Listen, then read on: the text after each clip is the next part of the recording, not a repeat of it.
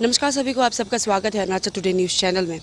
आज हम बात करने वाले हैं जो पेंडिंग एग्जामिनेशन जो एसएसबी के द्वारा कंडक्ट किया जाना था लेकिन अभी तक नहीं हुआ। मैं बता दूं एमटीएस है, उसमें फॉरेस्टर है, forest guard, head constable, constables और काफ़ी सारे और एग्जामिनेशन है जो बोर्ड के द्वारा कंडक्ट किया जाना था लेकिन अभी तक कुछ नहीं किया गया। और लास्ट टाइम हमने जब अंडर सेक्रेटरी से बात की थी तो उन्होंने कहा था कि बाई सितंबर या फिर सितंबर के बाद में जो एग्जामिनेशन है, जो बैकलॉग है, वो बोर्ड के द्वारा कंडक्ट किया जाएगा। तो आज हम इसीलिए यहाँ एसएसबी ऑफिस आए हैं ताकि हम जाकर सीधे सेक्रेटरी से जान पाएँ कि एग्जैक्टली जो बैकलॉग का एग्जामिनेशन है वो कब तक बोर्ड कंडक्ट कराएगी।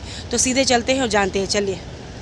सर सवाल ये रहेगा रिगार्डिंग सर एग्जाम्स तो कंडक्ट करा रही है बोर्ड, लेकिन सर जो काफ़ी कह सकते 2 साल करीबन हो चुका है, एमटीएस का भी अभी तक नहीं हुआ, एंड देन सर फॉरेस्टर का, एंड साथ ही साथ कांस्टेबल्स का भी है, फायरमैन का भी था। तो सर उनका एग्ज़ाम लास्ट टाइम हमने इंटरव्यू लिया था तो सर सुनने में आया था कि सितंबर के बाद कंडक्ट किया जाएगा। तो सर कब तक होगा सर, थोड़ा वो आप बता पाए तो ठीक रहेगा सर। अभी आपने देखा होगा कि बोर्ड बैक टू बैक बहुत सारे एग्ज़ाम करा रहे, ऑलमोस्ट हर एक महीना में एग्ज़ाम हो रहा है। और रिसेंटली जो हम लोगों ने एक एग्ज़ाम का फाइनल रिजल्ट पब्लिश किया वो यूडीसी का एग्ज़ाम है, जो कि जिसमें डिस्ट्रिक्ट कोटा भी इन्वॉल्व था। और आपने देखा होगा कि सारे डिस्ट्रिक्ट का और डिपार्टमेंट का भी हमने कंबाइंड कराया था एग्ज़ाम, और ये बिल्कुल एक रिकॉर्ड टाइम में 100 डेज़ के अंदर में हमने उसका रिज़ल्ट दिया था। जबकि ये 2 स्टेज में था, रिटन भी था और स्किल टेस्ट भी था। फिर इस मंथ के हम 18th और 19th को हमारा वोकेशनल इंस्ट्रक्टर का भी 15 डिफरेंट पोस्ट का एग्ज़ाम है, जो कि आईटीआई कॉलेज के लिए जो वोकेशनल इंस्ट्रक्टर होते हैं उनका है। देन अगेन 3 अक्टूबर को हमारा एलडीसी का एग्ज़ाम है, कंबाइंड हायर सेकेंडरी लेवल का एग्ज़ाम है। उसमें भी अराउंड 37,000 से भी ज़्यादा कैंडिडेट अपीयर हुए हैं, एंड मोर देन 180 वैकेंसीज हैं LDC, JSA and computer data entry operator, इन सभी चीज़ों को मिला के। तो हम लगातार एग्ज़ाम ले रहे हैं, और लेकिन उसका प्रोसेस होता है। तो एग्जैक्टली अभी मैं डेट तो सारे एग्ज़ाम का नहीं बताऊंगा, बट मैं इतना कहना चाहता हूं कि बोर्ड का एक टारगेट है अपने आप में कि हमारे पास जो भी वैकेंसीज है, बैकलॉग है, जो आपने अभी बोला कि एमटीएस का हो गया या पुलिस का अलग अलग पोस्ट है, कांस्टेबल्स हैं, हेड कांस्टेबल्स हैं, फॉरेस्ट गार्ड है, फॉरेस्टर है, मिनरल गार्ड है, देन फायर सर्विसेज है, जितने भी पोस्ट हमारे पास बैकलॉग है, तो बोर्ड हैज ए टारगेट कि सभी को हम दिसंबर तक हम उसको रिक्रूटमेंट कर लेंगे।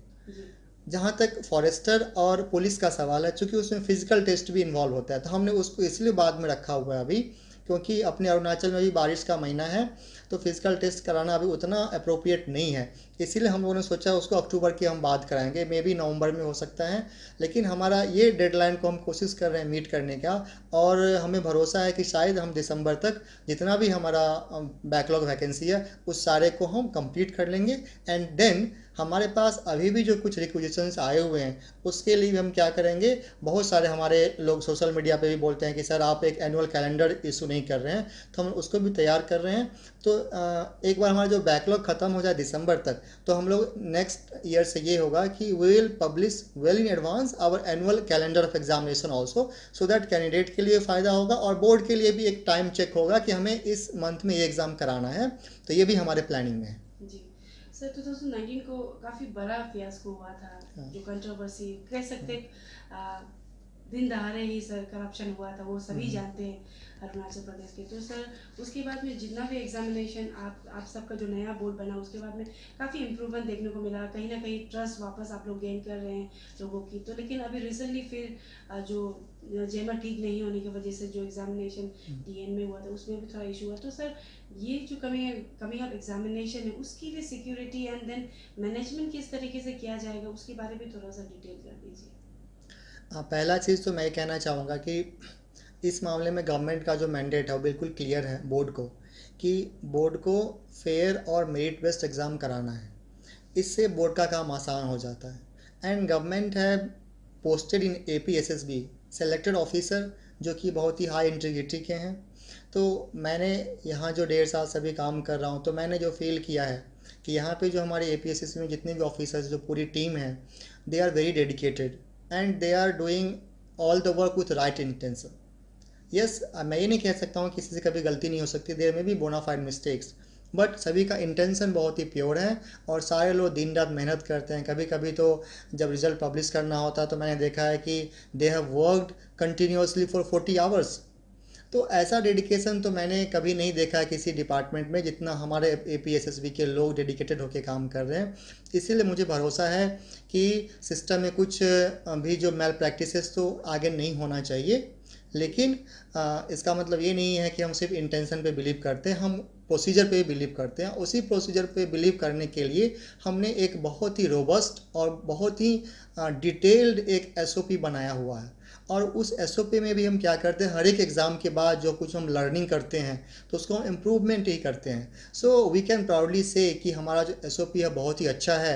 And this is the reason कि अभी जो हमने UDC का जो एग्ज़ाम कराया है और एक रिकॉर्ड टाइम में 100 डेज़ के अंदर में, right from the advertisement to the final result, the board and the team has been able to do so.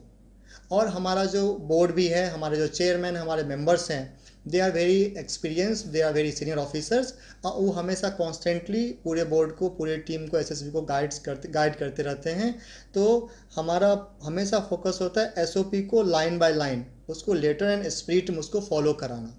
And उसके लिए जो पूरी की पूरी टीम है, जिसमें हमारे जितने भी डिप्टी कमिश्नर्स हैं, जितने हमारे SPs हैं, ऑब्जर्वर्स हैं, कोऑर्डिनेटर्स हैं, आपको पता होगा कि बोर्ड ने एक नया इंट्रोड्यूस किया था कि ऑब्जर्वर होगा और कोऑर्डिनेटर भी होगा, सो दैट कि हमारा जो प्रोसेस है वो और ज़्यादा ट्रांसपेरेंट हो।